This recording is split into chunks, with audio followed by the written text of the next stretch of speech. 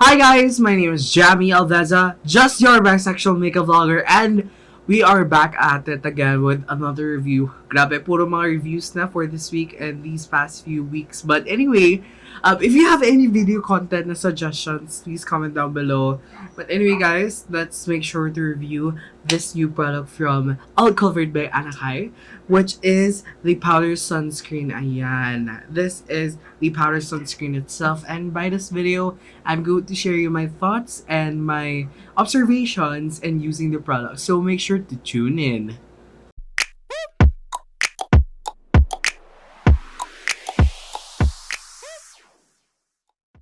First of all, I would like to congratulate Miss Anakay or Mrs. Anakay kasi magiging, magiging nanay na siya. And time flies so fast, Char. Joke lang. I would just like to congratulate Miss Anakay or si Madam Mukbang. Yes, kasi I've been an avid fan of hers ever since I first watched her video. Yung first na na-watch kong video is her MAC na starter na makeup kit na video. So, talagang si Miss Ma'am Anakay, talagang bougie and mamahalin talaga yung mga gusto niya in life, ganyan. But, ganun talaga si Ma'am Anakay, senyoritang maganda, ganon. I'm very grateful that they sent me their package, most especially in tinted sunscreen and the powder sunscreen. But for this review, I will dedicate it to the powder sunscreen which they recently released. So, if you want to know my thoughts about the tinted sunscreen, make sure to comment down below yung tinted sunscreen nila. But dedicated for this video is their powder sunscreen. Actually, I already have the package. Pakita ko lang yung picture here. But yeah, they sent me along with the tinted sunscreen, pati yung powder sunscreen and the bag. Ang cute ng bag pero kinuha ng nanay ko. I don't know why, pero mahilig talaga sa bag yung nanay ko, so kinuha niya. Ayun, so this includes with the infographics that they sent me as well. Hi Jami, embrace better skin days while staying protected and looking fresh. Introducing our holy grail duo, all-covered tinted sunscreen and the newest all-covered powder sunscreen.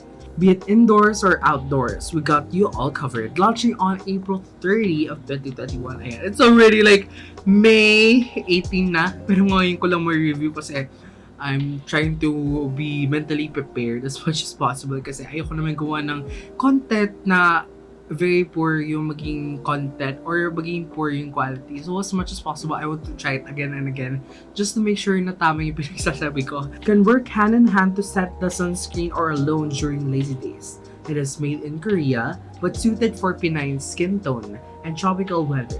It is sun-tested in the lab to reach standard of SPF of 50 PA+++.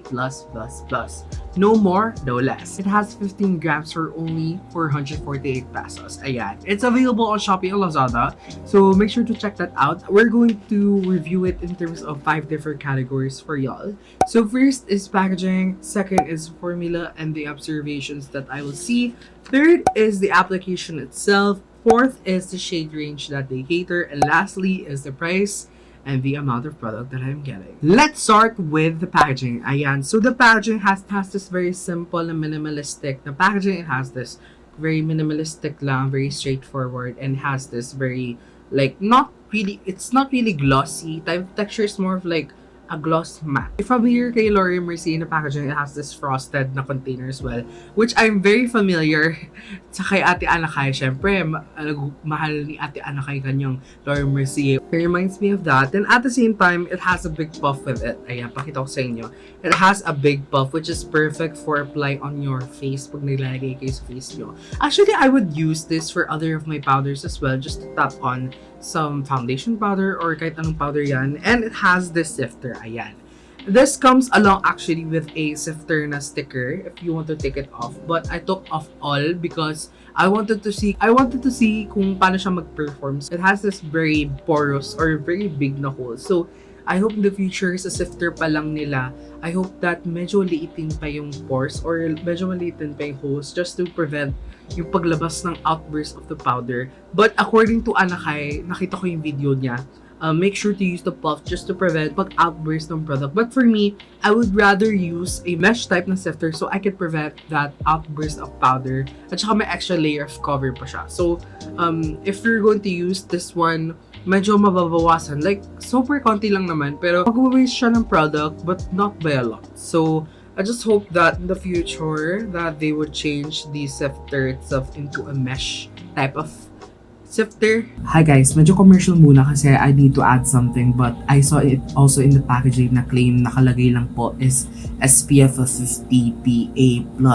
Dalawang plus lang. Per according to their Shopee, nakalagay po doon is SPF of 50 PA+++. So, tatlong plus yun. So, I hope that all covered by Anakay will fix this problem in terms of their labeling of the product. So, that's it. So, that's what I can definitely say in terms of packaging. And yeah. So, second, let's go to the formula. So, the formula, it claims that it is lightweight, it absorbs oil, reduces shine, creating a flawless matte finish. Formula has titanium dioxide and zinc oxide as well, which is considered a physical sunscreen. So if you're not aware, this powder sunscreen is a physical sunscreen. So in observations and using the product, when I try to put it on the skin, what I see in putting it on the skin barely, using a puff, using the puff mismo, it gives this little bit of light to medium coverage, but not necessarily the same shade as your face. Mukhang it suits onto the skin tone, but it's more lighter when applied. So make sure to check that out. Has this little bit of blurring effect. And by the way guys, it clogs pores. Ginamit ko to all throughout the day, and I must say, pag ginamit mo lang yung sunscreen on its own, don't. Because on the first place, it has mica. So if you don't know, mica is a pore clogging ingredient that could really aggravate the acne on the skin. Make sure to put it less. Konti lang yung paglagay mo. But if you have acne or sensitive to mica, I don't recommend this using onto your skin. Ayan. By the way guys, when you try to use this on the face with moisturizer, make sure to put on some moisturizer because little lang siya, clings onto the dry patches but not by a lot.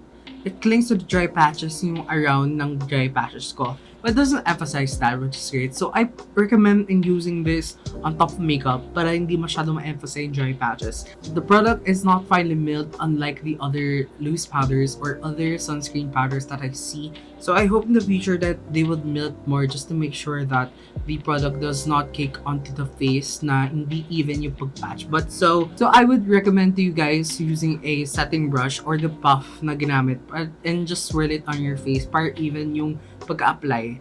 And don't use a sponge mismo na wet sponge because it tends na magiging uneven yung pag-application because it's not properly milled. So I hope in the future that the powder sunscreen will be milled more just to make sure na even yung application. And at the same time, the medium shade, it looks yellowy when swatched or pag nakita mo sa hands mo. But when you try to apply it on the bare skin or top of your makeup, it tends to lighten because of that physical sunscreen ingredient. In terms of coverage, it has this light to medium coverage. It covers redness but not necessarily like face scars or acne scars. So if you are interested in terms of the coverage, it gives this light to medium coverage. Buildable siya, but don't make sure to put on a lot because on the first place, it's more for retouching a sunscreen powder rather than using it as a sunscreen mismo. I hope in the future that they would improve, most especially yung pagkamil ng product. Yun lang yung nagiging main issue ko sa product and the lightening of the shade. But it's very understandable na siya, sunscreen siya. So it tends to be lighter than the previously swatched na colors. Let's get on to its application. Ayan. So if you're going to use the puff that it comes along with it, use a motion swirl just to make sure that the product or the powder is evenly distributed and di siya mukhang parang uneven yung pagka-apply mo.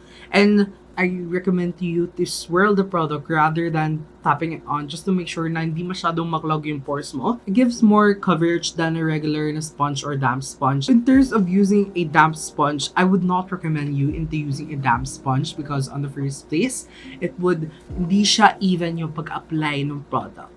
And that's it in terms of the application itself. So let's get onto the brush, which I highly recommend actually because it really puts into your makeup. Hindi siya masyadong nag-emphasize ng pores, hindi siya masyadong mukhang powdery. It just sets so right. But when you try to use it on top of makeup, by the way guys, I forgot to mention in the formula itself, when you try to apply it on top of makeup, medyo may satin finish siya rather than a matte finish when put on the face. So I hope you're noted with that.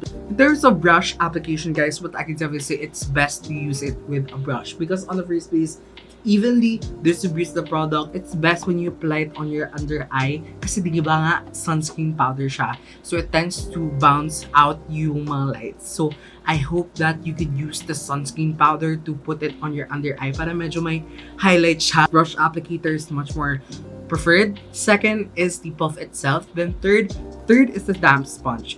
So let's get onto its shade range that they cater. So they have 3 shades, which is light, medium, and deep. I do appreciate that they have 3 shades to cater the Filipino skin tones, cater mo especially my light, medium, and deep. But I'm having a problem in terms of the shade range and para mag-reflect siya sa face and the skin. So I got the shade medium. So I would not recommend the shade medium for the medium to dark na skin tone. So make sure to get deep na lang kasi mas preferred yun or mas magandang magmukha siya sa face. But currently right now, I'm using the shade na medium on my under eye. Maganda siya pang under eye highlight, guys, because mukha siyang yellow when you swatch it on your hands or when you swatch it on your fingers. But when applied, mas mukha siyang mas lighter. So I highly recommend you, if you're going to get the medium shade, use it as a highlight na shade onto your under eye rather than using it all over your face. I am a moreno and I would definitely use the shade of deep just to set it all over your face. But I'm having currently a conflict in terms of shade range because I don't think when try to apply it on your face, you most especially medium, it does not really cater to the morena skin tone. I think that the medium shade should be a light shade, then the light shade na originally is more of a fair shade. So I think deep will be best for medium skin tones mismo. Magdagdag pa sila ng deep na shade na talagang mas makater yung darker na skin tone na morena. So I just hope that in the future that they would improve their shade range and the names of the shades because I'm currently having conflict with that. And when you try to apply it onto your under eye or onto your skin or onto your makeup, magbumukha siyang mas lighter kasi on the first place, it is a powder sunscreen. It has mineral sunscreen that it tends to be more lighter. Let's go into their pricing. So the price of the product is currently 488 pesos and you're getting 15 grams of product, which is a lot. Super a lot na siya. Actually, this would take me like 2 years just to consume it fully. And considering na marami akong loose powders here, it's more probable na mas madami akong time na para gamitin siya. But I just do really commend na marami kang product makukuha dito. And you're getting a bag for your buck kasi 15 grams siya. Tapos 488 pesos siya. And when you divide 488 pesos divided by 15 grams or by 15, it's going to be 32.5 pesos per gram. So, madami na siya in terms of that pricing. But in terms of the formula itself, I hope that they will improve it more. And yung mga suggestions ko, and I hope that they will improve it in the future. Ayan. So, what are my final thoughts about this product? What I can say in terms of the overall product, I'm looking for a sunscreen, a powder sunscreen, na pang set ang face mo lang, and you're an oily skin, this would be good for you. But it has mica. So if you don't know, mica is a pore clogging ingredient. So if you're very sensitive to mica, I wouldn't recommend this. And at the same time, if you're going to use it on top of makeup, make sure to put it on your under eye kasi mas maganda yung finish siya actually. But what I hope in the future in terms of formula and the texture itself, that they would mill it more. Just to make sure when you try to use it with a damp sponge, mas even yung application niya and mas maganda yung pag-apply niya when put it on the foundation or to the skin.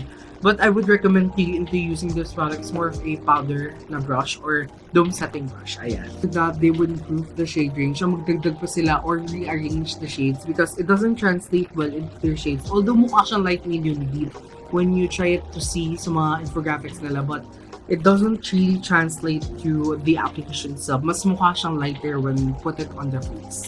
I think that's it for our review for today and I hope you enjoyed this video. And as much as possible, guys, I wanted to give you my 101% honesty with you guys kasi I owe you everything and most especially I owe you my honesty in supporting my channel.